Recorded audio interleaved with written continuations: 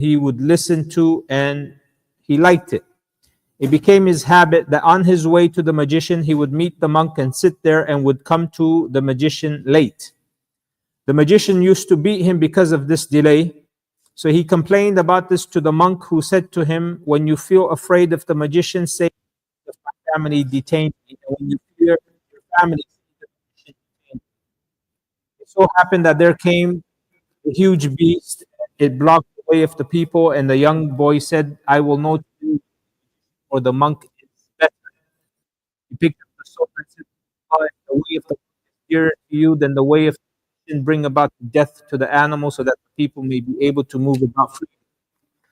He threw that stone at it and killed it. The people began to move about freely. He came to the monk and told him the story. The monk said, "Son, today you are superior to me.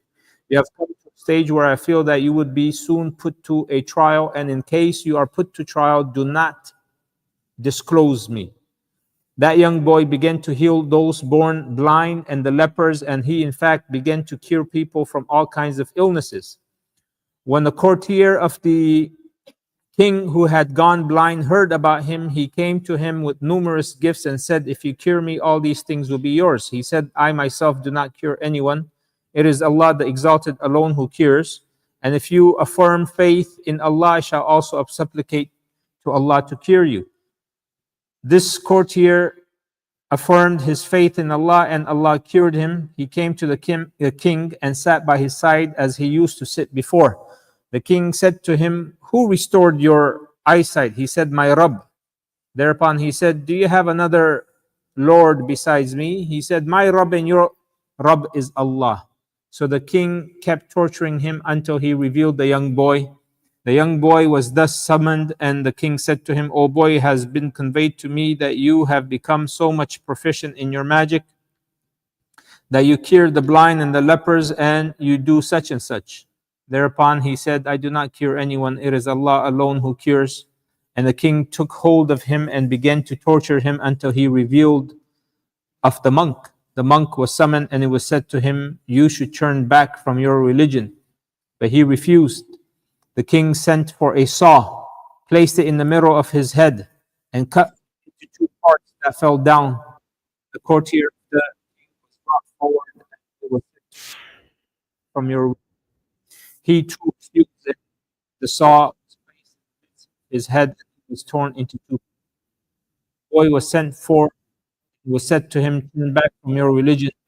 He refused. The king handed him over to a group of his courtiers, said to them, "Take him to such and such mountain, make him climb up that mountain, and when you reach its peak, ask him to renounce his faith. If he refuses, so push him to his death." So they took him and made him climb up the mountain, and he said, "O Allah, save me from them in any way you like." And so the mountain began to shake, and they all fell down dead, and that young boy came walking to the king. He said to him, "What happened to your companions?" He said, "Allah has saved me from them." He again handed him over to his soldiers and said, "Take him and carry him in the boat. When you reach the middle of the sea, ask him to renounce his religion. If he renounces his religion, throw him into the water." So they took him. Allah save me from them. The boat turned upside down, and they were drowning. The young boy who came walking to the king. The king said to him, "What happened to your companions?" He said, "Allah has saved me from them."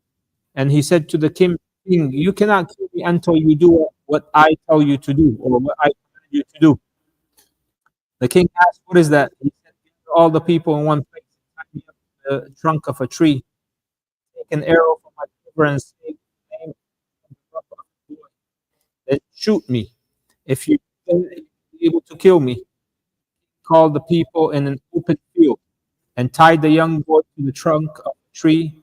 He took out an arrow from his quiver, fixed it in the bow, and said, "In the name of Allah, Lord of the young boy," it shot the arrow and it hit the boy's temple. The young boy placed his hand upon the temple where the arrow had hit him, and he died. People then said, "We believe in the Lord of this young boy." He was told, "Do you see what you were afraid of? By Allah, it has taken place." has believed. Then commanded the trenches be dug and fire lit in them, and said, he would not his from the boy's religion, throw him in the fire, or he would be ordered to jump into it. They did so till a woman came, her child. She felt hesitant in jumping into the fire. The child said to her, O mother, have patience, for you are on the right path. This hadith falls under the chapter of patience that An-Nawawi added to bring this story. This great story is actually a story that was also revealed in the Quran in Surah Al-Buruj. Surah Al-Buruj is about this particular story. And one of the favorites, we'll not go through every single aspect of the story, but we'll pick up some of the benefits that we can get from this. One of the benefits is that one of the favors on his servants is that if they ask him to guide them, Allah will guide them.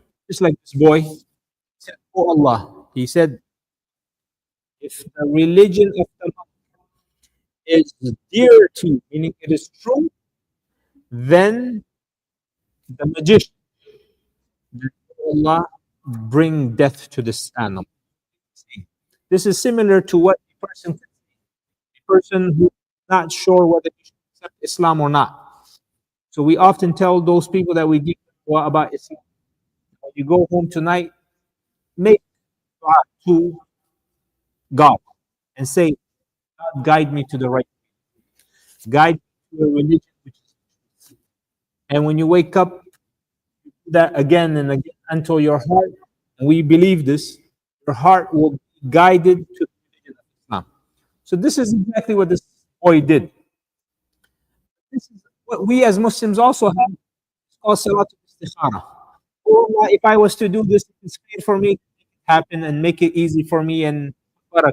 And if it's not, so this is exactly what we are doing. For the non-Muslims, Salat al-Istikhara, this is like a type of istikhara. So the boy, he made dua to Allah. The second point of is the boy, he made dua to Allah to heal the leper blind. He did not cure the leper blind. This is unlike Prophet Isa alayhi salam, who given the miracle by Allah, cured the leper and the blind. So he would pass his hands over a person's eyes, and the person will start seeing. He would pass his hands over a person's skin, and the person's skin will be cured from leprosy. This boy, he didn't have that. He had what? Dua, the power of God. Oh Allah, cure this person. Oh Allah, cure this person. Oh Allah, do this. This is, we have, Allahumma kfinihim bima shi'. Oh Allah, do it as you wish. So the boy didn't have the same as what Allah gave to Prophet Isa, because that is specific to Prophet Isa alayhi salam.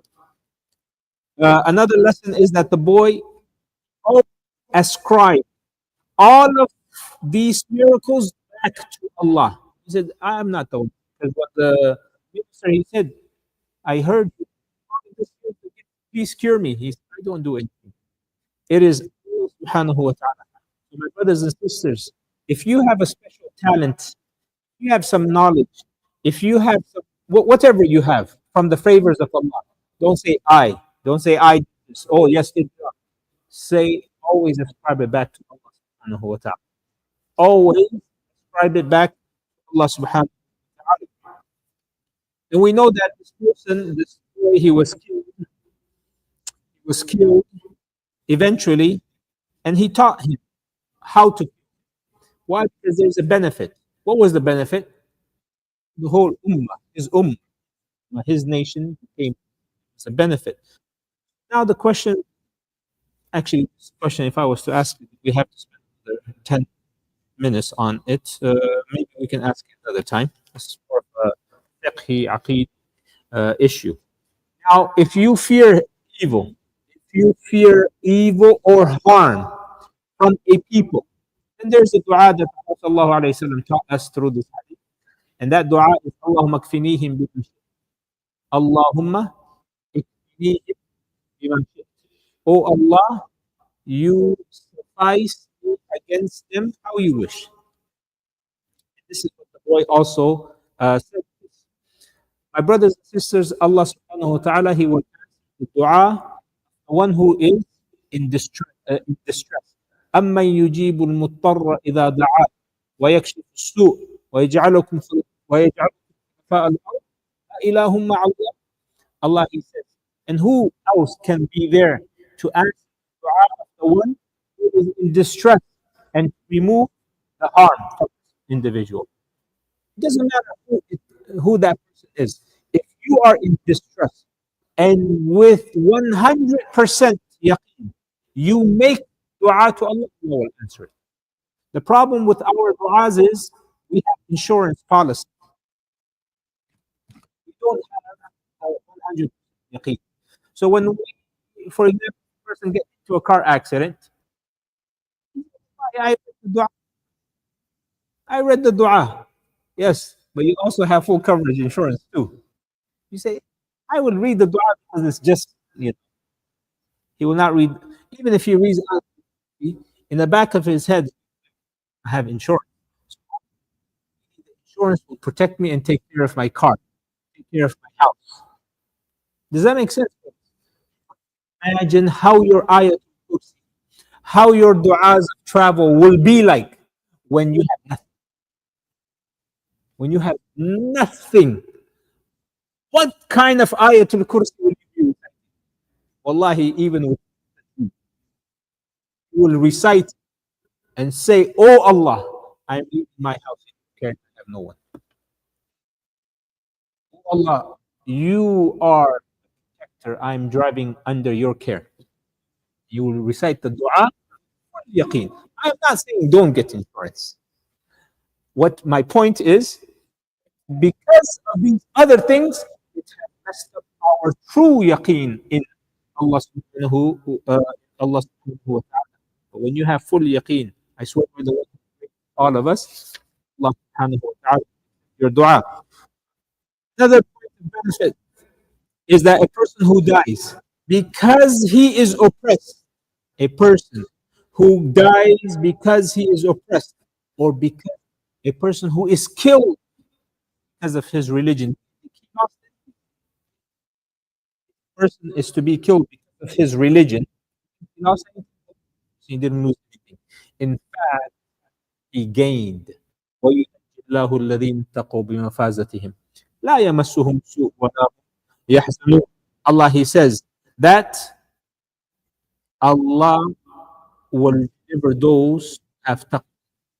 Those who are muttaqoon, their place of success. Allah will give them success. What is that? Jannah. And no suit. There's no harm that will ever touch them, no evil, and they will not. We're all going to die. But so this kid, he was like, okay, I'm being oppressed. And all of these people, they're saying, we're going to die, but we have nothing to lose.